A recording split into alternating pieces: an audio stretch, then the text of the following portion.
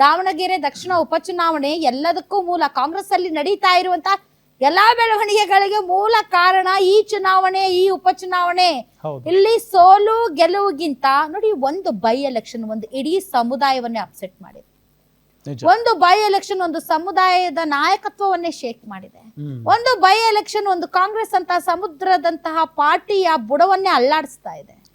ಒಂದು ಉಪಚುನಾವಣೆ vote bank shift ಆಗಿ ರಾಜ್ಯ ರಾಜಕೀಯದ ಸಮೀಕರಣನೇ ಬದಲಾಯಿಸುವ ನಿಟ್ಟಿಗೆ ಈ ಉಪಚುನಾವಣೆ ಎಫೆಕ್ಟ್ ಆಗಿದೆ.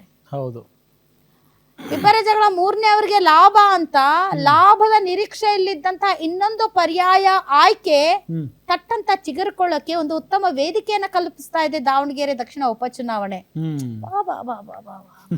ನೋಡಿ, ದಾವಣಗೆರೆ ದಕ್ಷಿಣ ಉಪಚುನಾವಣೆ ಮೋಸ್ಟ್ಲಿ ಮುಂದಿನ ರಾಜಕೀಯದ ದಿಕ್ಸೂಚಿ ಆದರೂ ನಾವು ಆಶ್ಚರ್ಯ ಪಡಬೇಕಾಗಿಲ್ಲ. ಸೊ ಈ ದಾವಣಗೆರೆ ದಕ್ಷಿಣ ಉಪಚುನಾವಣೆಯ ಟಿಕೆಟ್ ಹಂಚಿಕೆ ವಿಚಾರಕ್ಕೆ ಶುರುವಾದ ಅಸಮಾಧಾನದ ಬೆಂಕಿ ಎಲ್ಲಿವರೆಗೆ ಬಂದಿದೆ ಹೇಳಿ. ನೋಡಿ, ದಾವಣಗೆರೆ ದಕ್ಷಿಣ ಉಪಚುನಾವಣೆಯ ಟಿಕೆಟ್ ಹಂಚಿಕೆ ವಿಚಾರಕ್ಕೆ ಶುರುವಾದ ಕಾಂಗ್ರೆಸ್ ಅಸಮಾಧಾನದ ಬೆಂಕಿ ಬೇರೆ ರೂಪವನ್ನೇ ಪಡೆದುಕೊಂಡಿದೆ. ಕಾಂಗ್ರೆಸ್ ಪಾಲಿಟಿಕ್ಸ್ ಈಗ ಅಥವಾ ಟಾರ್ಗೆಟ್ ಪಾಲಿಟಿಕ್ಸ್ ಈಗ ಮುಸ್ಲಿಂ ವರ್ಸಸ್ ಮುಸ್ಲಿಂ ದಂಗಲ್ಗೆ ಕನ್ವರ್ಟ್ ಆಗಿದೆ.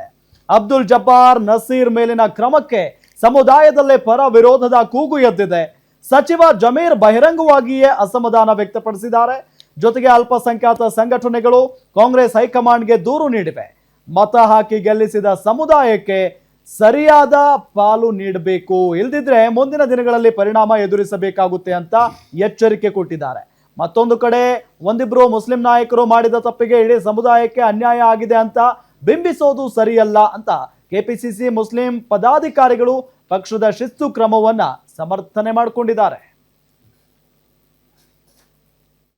ಇಲ್ಲ, ಅವ್ರ ಅಭಿಪ್ರಾಯ ಅವ್ರು ಹೇಳಿದ್ದಾರೆ. ನೀವು ಅವ್ರನ್ನ ಪ್ರಶ್ನೆ ಕೇಳಿದ್ರೆ ಒಳ್ಳೆತಾನೆ. ಅವ್ರ ಅಭಿಪ್ರಾಯ ನೀವು ಪ್ರಶ್ನೆ ಕೇಳಿದ್ರೆ ನಾನು ಹಿಂಗ್ ಕೊಡೋಕ್ಕಾಗ್ತದೆ? ಈಗ ಬರ್ದಿರೋದು ಪತ್ರ ಗುರುಗಳು ಎಲ್ಲ ಸೇರಿ ಬರ್ದಿರೋದು, ಹೌದ್ ತಾನೆ? ಈಗ ಆ ಪ್ರಶ್ನೆ ಅವ್ರನ್ನ ಕೇಳ್ಬೇಕಾ ನನ್ನ ಕೇಳ್ಬೇಕು? ನೀವು ಈಗ ಅವ್ರನ್ನ ಕೇಳ್ಬೇಕು ತಾನೆ. ಈ ತರ ಪತ್ರ ಬರ್ದಿದ್ರೆ ಯಾವ ಕಾರಣಕ್ಕೆ ಬರ್ದಿದ್ದೀರ ಅಂತ ಅವ್ರು ಕೇಳ್ಬೇಕು. ಈಗ ಪತ್ರ ಬರ್ದಿರ ಇಲ್ಲ, ಆತರ ಇಲ್ಲ, ಆತರ ಏನು ಇಲ್ಲ, ಎಲ್ಲ ಸರಿ ಇದೆ, ಎಲ್ಲಾರ್ಗು ಸಮಾನಾಗಿ ತಗೊಂಡೋಗ್ತಾವ್ರೆ. ಅವ್ರು ಬರ್ದಿರೋ ಪ್ರಶ್ನೆ ಅವ್ರ ಪ್ರಶ್ನೆ ಅವ್ರನ್ನ ಕೇಳ್ಬೇಕು ತಾವು. ಈಗ ಎಲ್ಲ ಸರಿಪಡಿಸ್ತೀವಿ. ಗುರುಗಳು ಅಸಮಾಧಾನ ಆಗಿರೋದು ನಿಜಾನೇ. ನಾವು ಅವ್ರ ಜೊತೆ ಮಾತಾಡಿ ಎಲ್ಲ ಸರಿಪಡಿಸ್ತೀವಿ. ಸರ್ಕಾರದಲ್ಲಿ ಎಲ್ಲ ಮಾಡಿದೆ. ಈಗ ಬಜೆಟ್ ಎಷ್ಟಿದ್ದಿದ್ದು?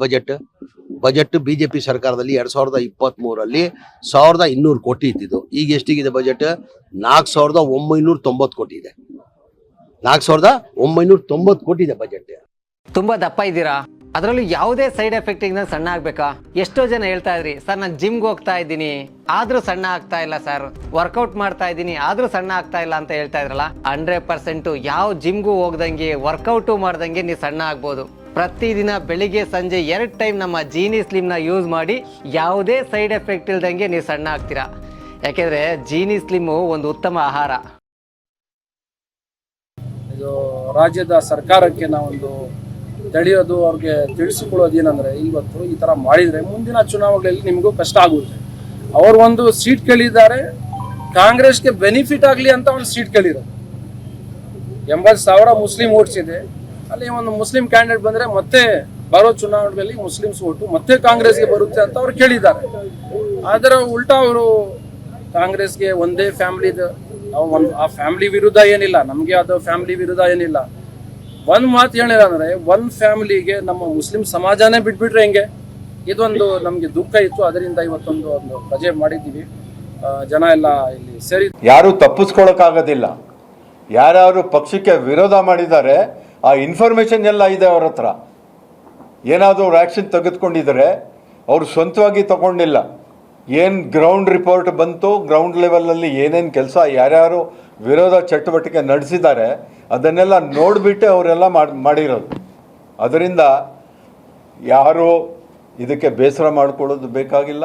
ದಯವಿಟ್ಟು ನಾನು ಈ ಮಾಧ್ಯಮ ಮುಖಾಂತರ ನಾನು ನಮ್ಮ ಸಮಾಜದ ಗುರುಗಳಿಗೆ ಹೇಳ್ತಾ ಇದ್ದೀನಿ, ದಯವಿಟ್ಟು ಯಾರೋ ಒಬ್ಬರು ಇಬ್ಬರು ಹೇಳಿದ ಅವ್ರ ಮಾತನ್ನು ಕೇಳಿಕೊಂಡು ಇಡೀ ಸಮಾಜಕ್ಕೆ ಬೀದಿಗೆ ಹಿಡಿಸೋದು ಕೆಲಸ ಮಾಡಬೇಡ್ರಿ ಅಂತ.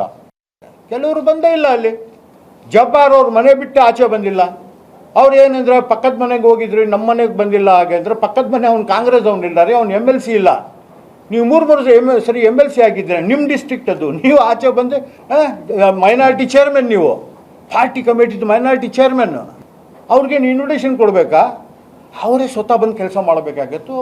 ಕೆಲಸ ಮಾಡಲಿಲ್ಲ ಪರವಾಗಿಲ್ಲ, ಈಗ ಹೈಕಮಾಂಡು CM ಮತ್ತು ಡೆಪ್ಟಿ CM ಅವ್ರ ಹತ್ರ ಮಾಹಿತಿ ಇದೆ, ಯಾರು ಕೆಲಸ ಮಾಡಿದ್ದಾರೆ, ಯಾರು ವಿರುದ್ಧವಾಗಿ ಕೆಲಸ ಮಾಡಿದ್ದಾರೆ, ಯಾರಿಗೂ ಫಂಡಿಂಗ್ ಮಾಡಿದ್ದಾರೆ, ಎಲ್ಲೆಲ್ಲಿಂದ ಮಾಡಿದ್ದಾರೆ ಅಂತ. ಯಾರು ಅಗೆ ಸಾಧಿಸ್ತಾ ಇಲ್ಲ, ಯಾರು ಮಾಡ್ತಾ ಇಲ್ಲ. ಪಕ್ಷ ಶಿಸ್ತಿನಲ್ಲಿ ಏನು ಹೇಳ್ತದೋ ಆ ಪಕ್ಷದ ಶಿಸ್ತು ಎಲ್ಲರಿಗೂ ಕೂಡ ಶಿಸ್ತು ಅಳವಡಿಸ್ತದೆ. ಯಾರು ಅಗೆ ಸಾಧಿಸ್ತಾ ಇಲ್ಲ, ಯಾರು ಮಾಡ್ತಾ ಇಲ್ಲ. ಪಕ್ಷ ಶಿಸ್ತಿನಲ್ಲಿ ಏನು ಹೇಳ್ತದೋ ಆ ಪಕ್ಷದ ಶಿಸ್ತು ಎಲ್ಲರಿಗೂ ಕೂಡ ಶಿಸ್ತು ಅಳವಡಿಸ್ತದೆ. ಅದು ಸತ್ಯಾಸತ್ಯತೆಯನ್ನು ಅವರು ಪರಿಶೀಲನೆ ಮಾಡ್ತಾರೆ. ಹೈಕಮಾಂಡ್ನವರು, ರಾಹುಲ್ ಗಾಂಧಿ ಅವರು ಸೂಚನೆ ಕೊಡ್ತಾರೆ ಸತ್ಯಾಸತ್ಯತೆ ಪರಿಶೀಲನೆ ಮಾಡಿ ಅಂತೇಳಿ. ನಾವು ಯಾವತ್ತೂ ಕೂಡ ಅಲ್ಪಸಂಖ್ಯಾತರಿಗೆ ಪ್ರಯಾರಿಟಿಯನ್ನು ಮಾಡಿಕೊಂಡೇ ಬಂದಿದ್ದೇವೆ.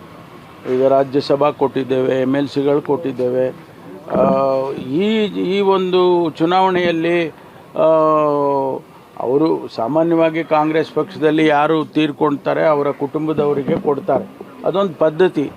ಅದನ್ನು ಮಾಡಿ ಶಿವಶಂಕರಪ್ಪನವರು ತೀರ್ಕೊಂಡ್ರು ಅಂತೇಳಿ ಅವರ ಫ್ಯಾಮಿಲಿಗೆ ಕೊಟ್ಟಿದ್ದಾರೆ. ಅದನ್ನು ಬೇರೆ ಅರ್ಥೈಸ್ಕೊಳ್ಳೋದ್ರಲ್ಲಿ ಅವ್ರು ಕೇಳಿದ್ದು ತಪ್ಪು ಅಂತ ಹೇಳೋದಿಲ್ಲ. ಕೇಳಿದ್ರು ಹೆಚ್ಚಿಗೆ ಜನ ಇದ್ದೀವಿ, ವೋಟರ್